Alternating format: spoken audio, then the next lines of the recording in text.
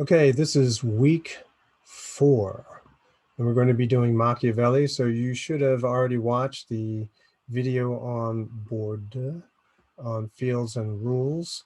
And this video will be introducing uh, the work, uh, The Prince, by Machiavelli. But before we do this, and this is something that I said I was going to do, and I kept forgetting to do so. But I said that I was going to try to or just show you some innovative ideas. Uh, and so let's see, this is a 57-story building going up in 19 days in China. And this is called fast build. Let me just speed up the speed up. All right, so basically they can build a 57-story build. This is actually from 2015, so it's kind of old already. And I don't know if you heard, but when the whole Corona thing happened, they built a 6,000 bed hospital in like 10 days or something like that. Something ridiculous. But you can see that they pretty much are putting it together like Lego bricks. They manufacture all of the parts at another location, and then they bring it all together and put it together. Now, you might say, what's the big deal? It doesn't really matter. But understand that it is a totally operation functioning building with all the plumbing, the electric, in 19 days. What this means is that the production cost is a lot lower, which means you can build more buildings in a much shorter time. Now, what's the big deal about that?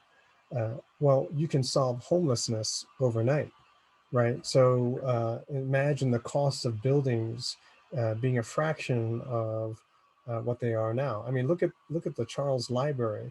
You might say, oh, it's a custom build. Yeah, but it took how many years to make it? This 57-story building went up in 19 days. It's modular. And so you would think that in America, since we're number one in something, in prison population, that they would kind of figure out a faster way of constructing buildings. And keep in mind, I do mean it when I say that you could seriously solve homelessness in a month if you wanted to. But it's not politically convenient for people to solve homelessness. I mean, because what are you going to campaign on if homelessness is no longer an issue, right? And also there are other reasons why you will never, at least not in the near future, you will never see this kind of technology being used here in the United States, because they're protecting all kinds of jobs, construction jobs, certain companies, certain unions, all of these people who have special interests. They want their share of the money. And because they want their cut, it has to be the slow, expensive way. But see, that's the thing. What do you want more? What do you think is more important? Solving homelessness, having cheaper housing, or protecting unions, protecting people, people's investments, right? Because they want their house value to continue to go up every year. So you restrict construction. You make sure that construction is very, very limited, which then drives up the cost of your property. Which one do you think is more valuable? All right, so that was the innovation of the day. Kind of old, so you would imagine that they can do a whole lot more these days. And even in China, I heard they 3D print buildings on top of that too, to have low cost housing. Just 3D print a building. And the company that I saw, they were 3D printing, I don't know, like 30 houses a day or so, some ridiculous thing like that. But obviously, there are reasons why we can't do this in America. All right, so let's go on to the topics of this week. I did say that Bourdieu, the material for Bourdieu, was on another earlier video, and you would have seen the links for that. So we're just going to go over Machiavelli. I'm not sure if any of you ever read Machiavelli or heard about it when you were in high school or whatever, but Machiavelli gets a bad rap, right? So a lot of people, they say that, it's the ends justify the means. So if what you're trying to achieve is good, like you want to have a certain positive outcome, then do whatever it takes. Kill people if you need to, destroy people's lives if you need to, ruin people's reputations if you need to, as long as what you're doing it for is for a good cause, then why not, right? So that's usually what people say Machiavelli is doing. Oh, remember, you can print out the study guide or just have it open as you're watching this. I have page numbers there, but I'm just going to explain a lot of the terms there. So it's not a whole lot written there. Yeah, not a whole lot written there. So you might want to be taking notes.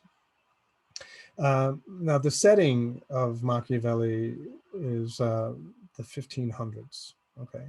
And this is right after Columbus lands in uh, Hispaniola, or what is now Haiti, Haiti. And so a lot of things are happening, a lot of change is happening. Economics, commerce, business, all of this stuff is growing. At the same time, politics is becoming a big deal, right? How countries or provinces or city states deal with each other in a fast changing world. How does it do, right? Because you got the old world, the Pope, the church, the old governments that are aligned with the church. Then you got all this trade going on. How do you make sense of all of that, right? And so then you have a person like Machiavelli. Now, to give you an understanding of what's going on with Machiavelli and why a lot of people get it wrong, if you read the Wooten introduction, I'll give you some snippets from that introduction. But what's really interesting is that he believes that everyone's got it wrong. That Machiavelli isn't this, he's not writing satire, he's not deliberately trying to sabotage anyone's rule. Rather, here's a dude that was implicated in a seditious plot, like an overthrow of the local government. His name pops up there. And back in the day, if you were implicated in a plot to overthrow the local government, then you were tortured and then put to death. And so if you read the very first paragraph of The Prince, you'll see how he was tortured.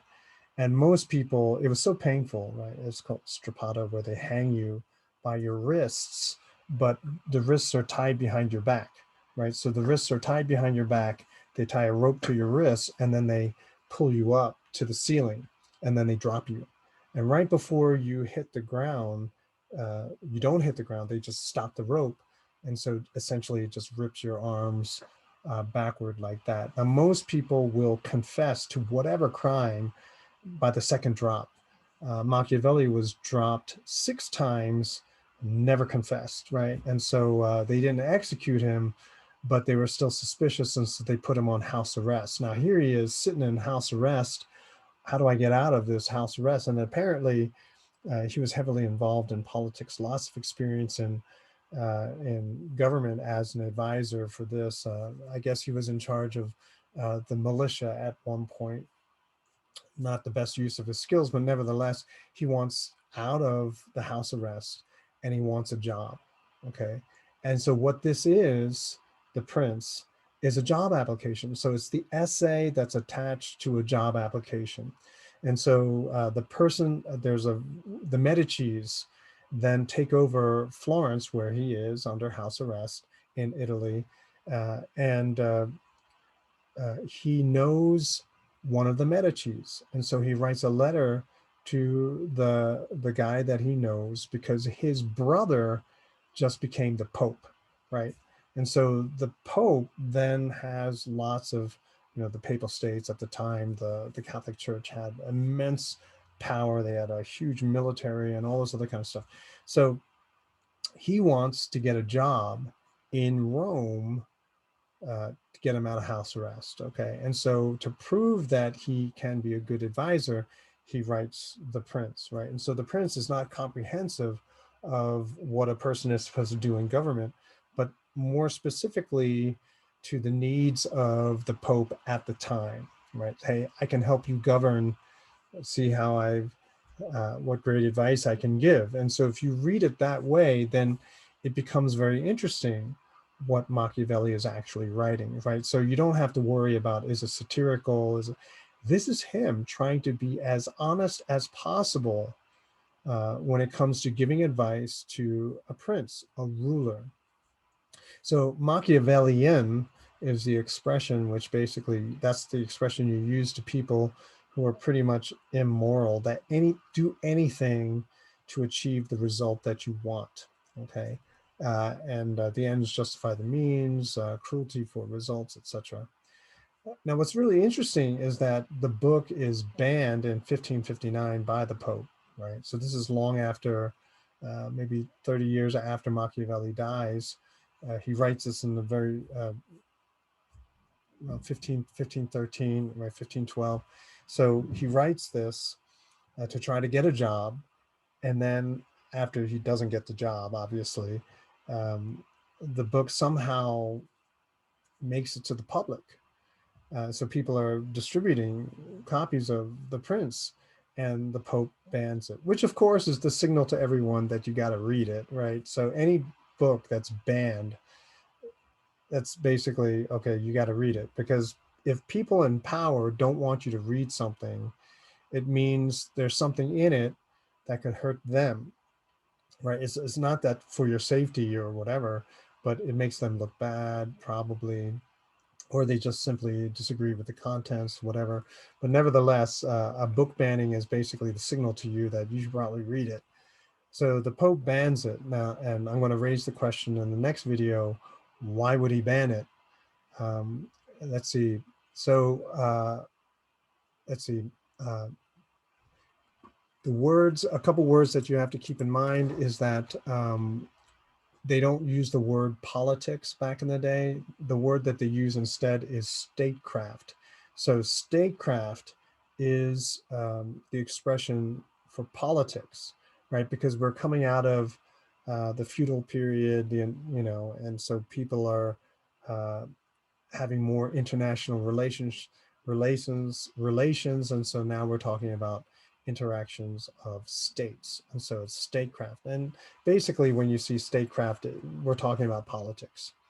I already mentioned that the prince is not necessarily the son of a king, right? But here, prince just simply means ruler, someone who rules over, right? It doesn't have to be nobility.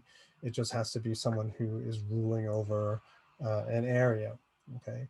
Virtue, and this is what screws up a lot of people apparently, because when we use the word virtue or virtuous, it means someone who's morally good. And so Machiavelli is often throwing around this word virtue when it comes to sadistic behavior, right? Oh, you got to kill all the kids, you got to kill all the babies, the future potential heirs of the family you just wiped out. You got to kill the babies too, right? And a virtuous person would do this.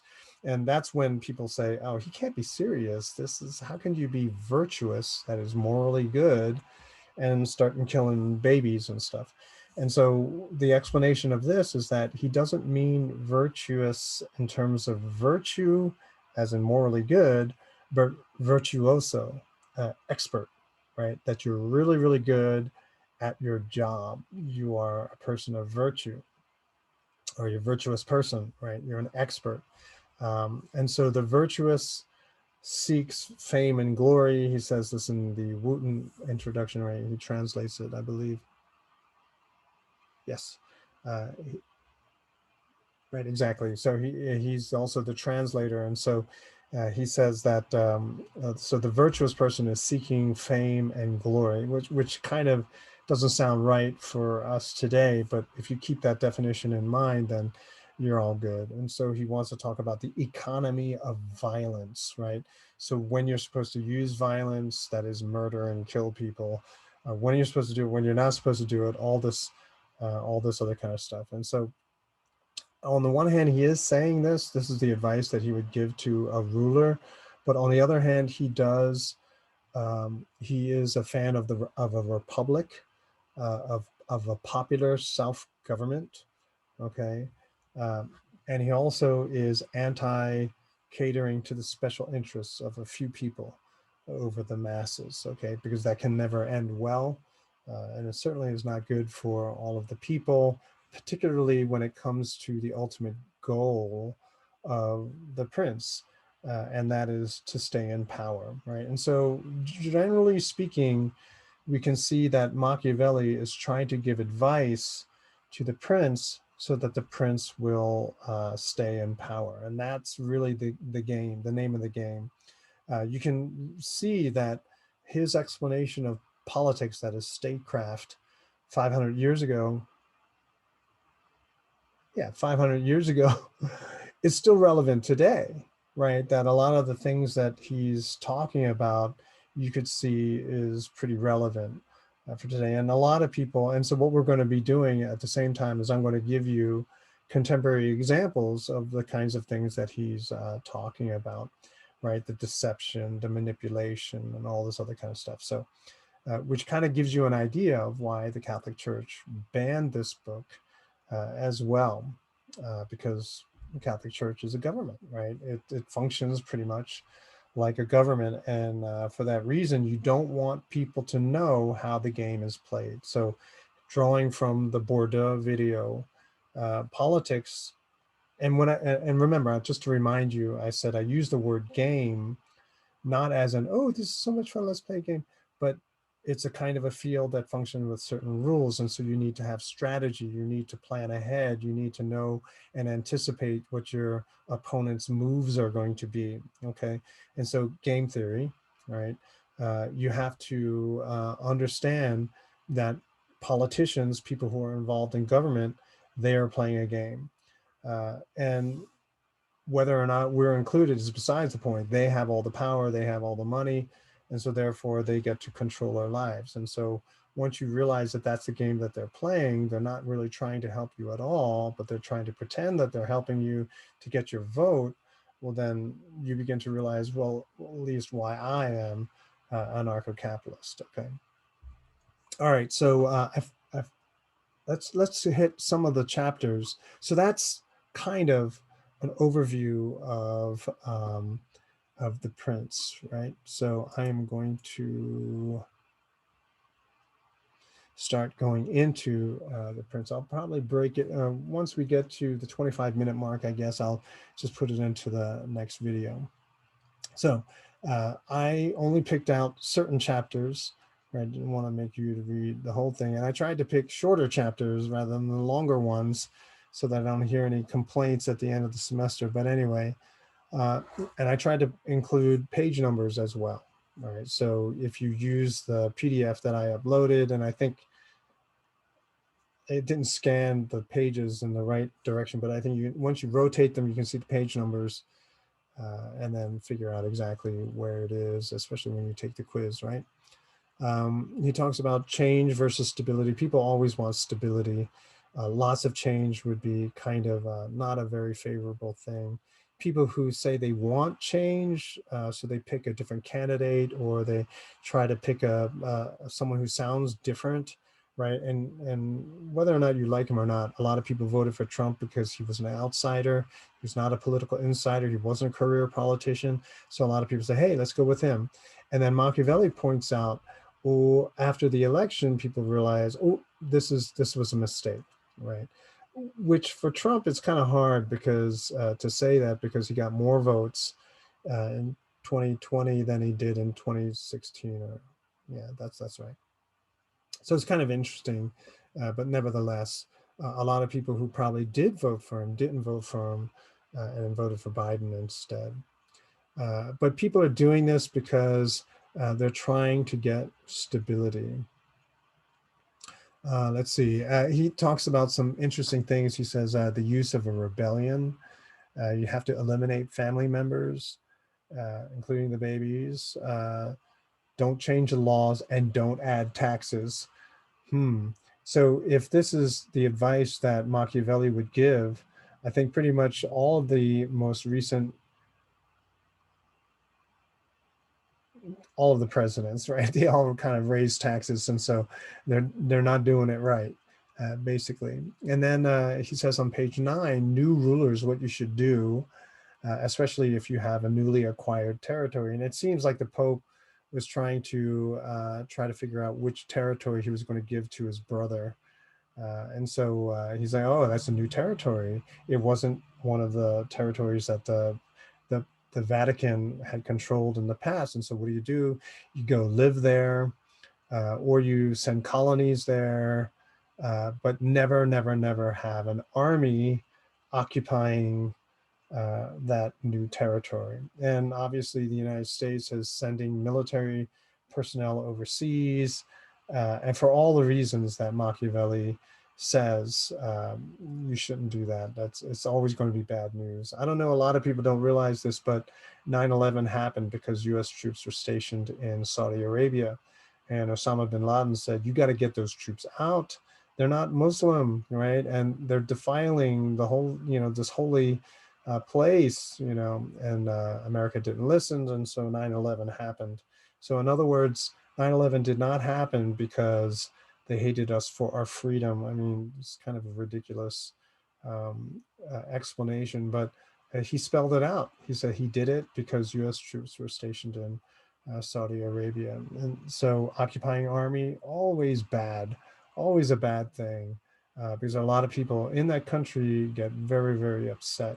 So on the one hand, certain countries will say, oh yeah, some people, they don't mind the American troops that are stationed in their country, but a lot of other people don't like it. I know in Korea, they always are trying to get rid of the Americans there because they see it as kind of imperialistic, etc. Let's see, chapter 4, two types of rulers, the Sultan of Turkey and the King of France. And he talks about them basically and for our purposes, realize that when you take over a territory, there are different ways of doing it, right? So not every territory you're going to follow the same game plan. Obviously, the United States uses the same game plan everywhere they go, expecting the same result. And so Iraq just fell apart because they used the same game plan they did for Germany and Japan after World War II, right? And it just doesn't work because the rules of the territories there completely different. Right? I won't get into that, but just understand America should read some Machiavelli. Chapter 5, the three policies. So if you are taking over a territory, what you can do is you lay waste, just kill everyone there. And so then you resettle it with your own people, and so no problem, right? So you lay waste, or you go and live there. And so you're going to now change their society, but you, the new ruler, you actually have to go live there, not just uh, stay at your own original castle or mansion, whatever, and just get reports from underlings. Never. That's always a bad way of doing it. So go live there, or you leave them alone. You let them continue to have their life with their old laws, which was kind of an interesting thing. So America not only lays waste, but they don't go and live there. They don't let them have their old laws. They say, "Oh, here's freedom. Live by freedom." So basically, America does it all wrong. So it's no surprise that none of these more recent so-called wars ever end. Right? There's no objective, and plus everything is done in a completely weird way. Chapter 6, he talks about virtue, people who are rulers, leaders, uh, who not only do it uh, through luck, but it's by skill. And interesting, he puts Moses in that list. I thought that was kind of interesting, right? So it's good to have some luck, but luck is not enough. You have to have skill. So sometimes having a lot of skill is not enough either. Sometimes you got to have things fall your way. Uh, but he talks about that.